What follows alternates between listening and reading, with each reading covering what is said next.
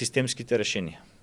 Државата Може мора би најбитни. исто битни колку ова како се однесуваат граѓаните. Ако поставиме система, граѓаните не го сакаат, тој ќе пропадне, или ако граѓаните сакаат акција, а нема систем, и таа ќе пропадне. Без поддршка ништо не успеало. Мора во исто време да се движиме и сега треба да поставиме систем во кој што ќе биде можна рециклажа, реупотреба, во кој што ќе биде можно примарно селектирање на производите на лице место, затоа што ова секундарно селектирање за кое што сега се зборува, таму да ги двојат елементите, тоа не носи цена на материјалот. Материјалот е добар за рециклирање само ако издвоен од граѓаните на почетокот на постапката на фрлање на отпад.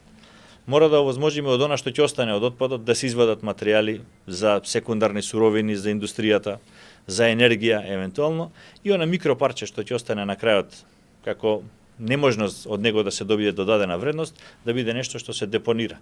Ама вистински да се депонира во санитарна депонија, зборуваме се, да се депонира во депонија која што е санитарна, која што е од доле заградена со геотекстил, под неја со глина, нема никакво влијание ни кон околните почви, ни кон подземните води. Има пречистителна станица во случај ако дожд навлезе во неја да се пречисти водата и почиста од што е реката да влезе во неја. Да има систем за вадење на биогаз од таа депонија, од биогасот да се добива енергија за грејење и за струја.